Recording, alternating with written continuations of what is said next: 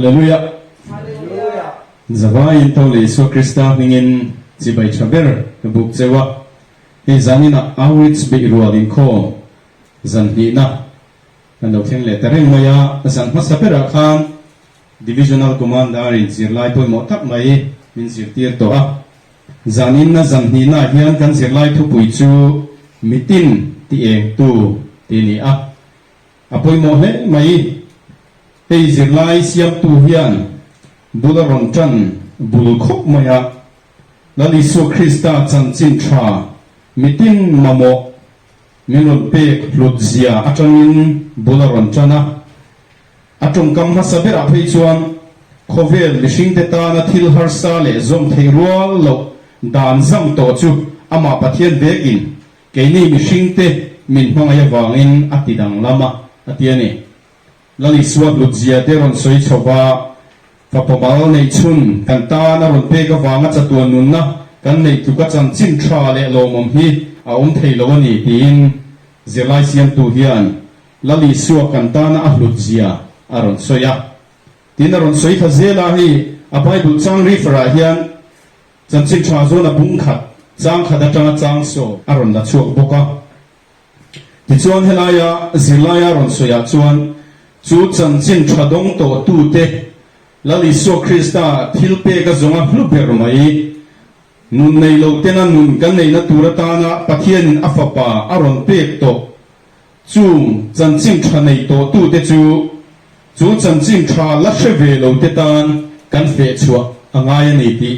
chungchang war takin aron soya midang te ta na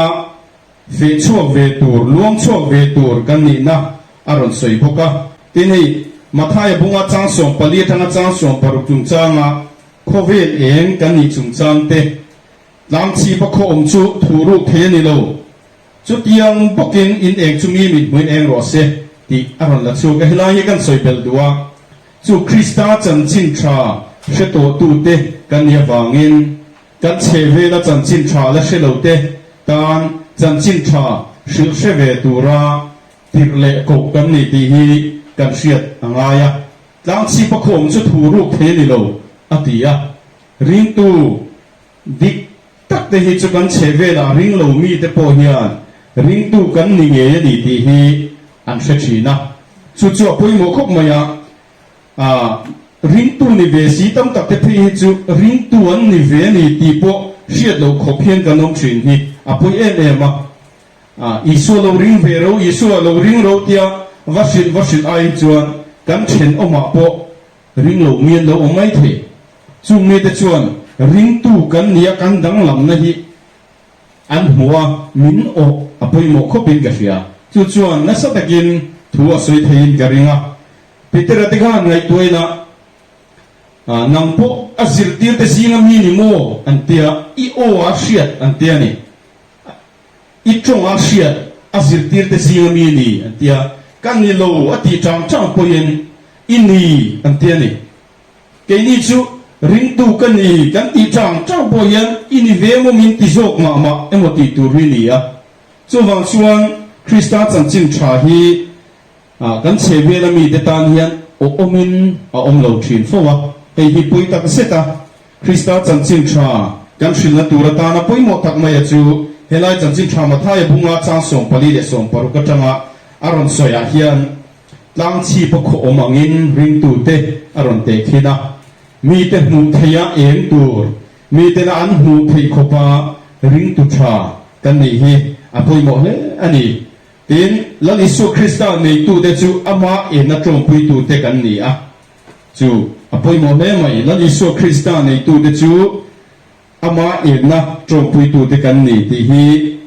kan siat apoi mo khop mai zena hian he khovela kan cham chung hian kan dam chung kho sang na le kai noi thil te awangin kan man hel le thina adi khop mai mitin hi kan buaya kan ei zona kong thewa kan zirna konga te kan buai kan tru em thewa ei tuna shilenga wang hian buai thin te po mitam tak chu kan buai talo ani chau zo ka adik tak chuan mitin mai hi kan ei zon na kong thewa hian kan buai em to a chu tiang buai em ei zon na kong te rong bol na kong a pon yang mo phun na sang nei tu kan nia wangin kan chan vo la li suan min pe po hi ain ang lo khu maya mo phun nei ang tang ero chu pe kan ni thunga chu chan chin thashil tura mo phun na pe kan ni ei zon na kong sang nei tu te thiam na kong a mi sang kho sak phunga mi sang din mun inang lo tak ni ma ila mo phun na in ang pe kan nei a chu chan chin thashil rong bol na tho hi ni chandam lam ni lo te chandam an ni theina tura ta na tho hi mo phun na in ang tlang pe kan ni chu ni a chuwang chuan chan chin tha wangin tir ko boda chuan korin thon khat bung ko chang som hile pathuma chuan chan chin tha wangin eng kim ka ti thi atiani chan chin tha awangin eng kim ati thi helai ya ro pui khop maya he tir ko bola nun aron puan so hiring tu te tan chona poimo tak mai chona na satak ania tin ti hian soi zuya tu ma boy nima suila mitam le zual kala lu theina turin mi zong boya kain siam ta tin a thathem ngai lu da wanga a dan khenga ti dang lam thin dan ti ko hian war takina soyani ti ko pola kha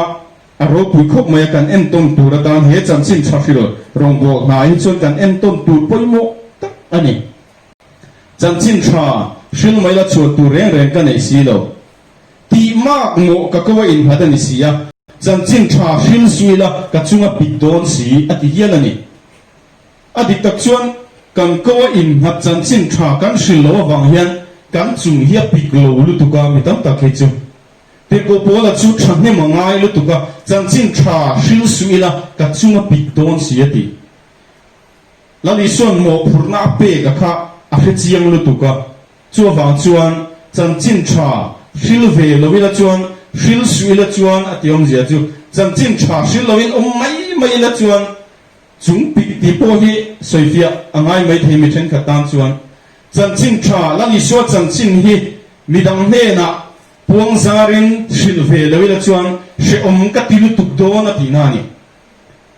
ke ni chu mi tam tak chu she kan ti lo lu tu ha chu ha dam te hi nuam kan ti ma zo ka ei shileng awanga in khom theilo te hi nuam kan ti ma zo ke mon chu ti tur hi mi tam tak kan oma rongbo na kuma ke kan pen lo te hi nuam kan ti zo ma emon chu ti tur hi mi tam tak kan ni na langa chu tiang ni lovin na li suan mo phurna min pek chu chan chin tha sil turin kan bulami te kan then te tran puyen ngaya kan fa tran pui zeu te kha chan chin tha sil na ve kani har satnan lo to a kan nei enge mo kan va pek zeu te po kha chan chin tha sil na ve kani enge mo tal kan ti hi apoi mo ma e zilai bu siam tu po hi aron thane maron ngai khop moya thutlang gum na ron hana phei chuan munna eng nei to tu kan nia hu chu chan chin tha mi tin tan eng la li suwa chu kan sandam tu ani thu hi puang chuak mai tur kan ni long ni tin thil ti ra nei ngai lowa chuan tel na reng nei sula tela hekin athiam lo sia shet tir jok ro fsc bunga chang so pakhat kharon la chuaka ei thane mangai kho mai zilai siam tu po hi la li suwa thane ngai na atong pui nin ka sia a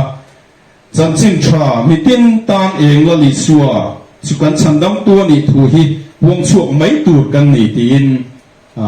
thutlang ron ko ma mor ron boka zena hian he outreach beirul kan nei mek lai hian apoi mo ma chu mi lali suan nei ve lo ten lali suan nei ve theina tura ta na thok tura mo phur tu kan ni ti hi kan ni shet thar le na poi mo tak lo ni se kan zawaya ta mal som na avani sat na sadon tak zaina zilai poi mo tak mai kan zira khang kha kan zilai zir tur te ani a soi ho tura ta na zilai siam tuina aron siam chua chu aron tarla na chu chan chin tha shil na konga hian kan theina kong ai nang vek lova eng ang mo phur na hinge kan kowa in hat nia kan fiat soi ho wila tinia soi ho turin min ron tia sui du kan om chuan sui na hun kan honga kan om lo pon zaina hian in lama tanga lo ngai thatu tan ko hi mani themin zo dila eng ang mo phut na nge kan ko in ngat eng ang mo phut na nge i ko in ngat lali suan mo phut na min pevek mo phut na ang min peveka chu mo phut na chu eng ang nge i ko in ngat ti kha lo in zo turin kan ngen du che sei ho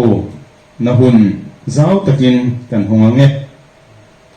kamil ruwa enge ngamani lo langa thu chung kan sei me nge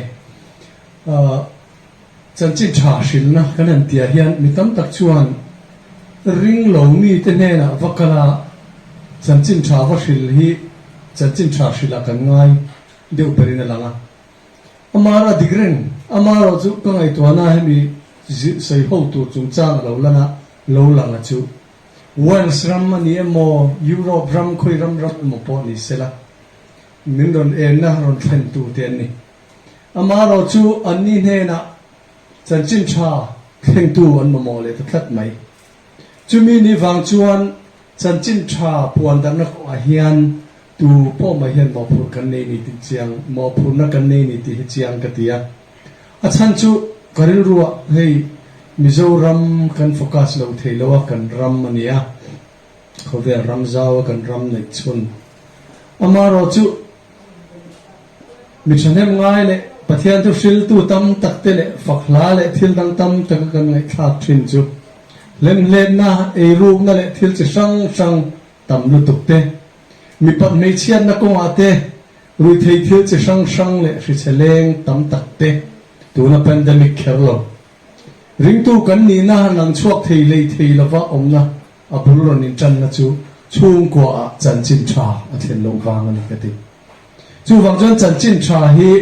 mo phurna nu le pa ten kan neya kan fa te po hian an nei ni ti hi kan an sei dua chu mi piala ma chuan he manipura kan oma tu na hian me kana mania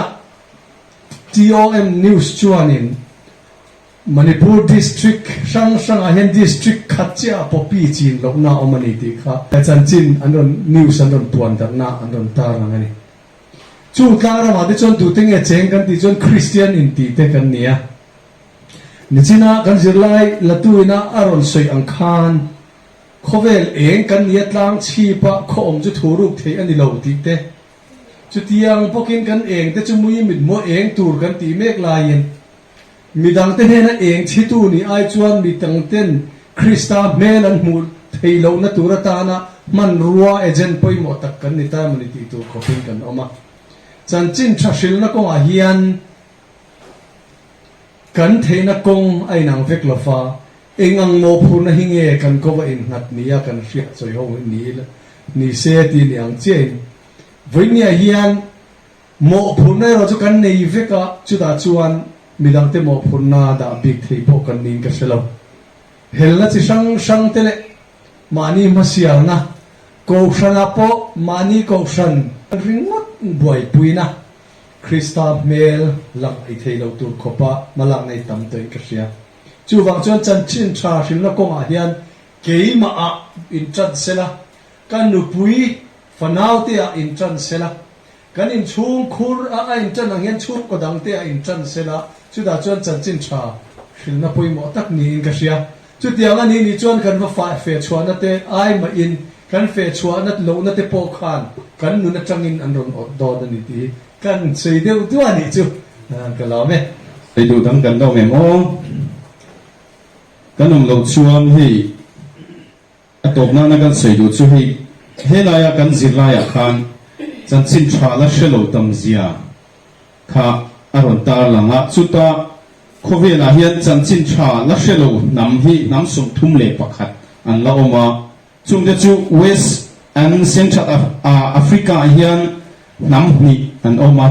an hing te pokon ya ka soilang lo mayanga Middle East and North Africa hian nam ni Central Asia hian nam thum Northeast Asia hian nam ni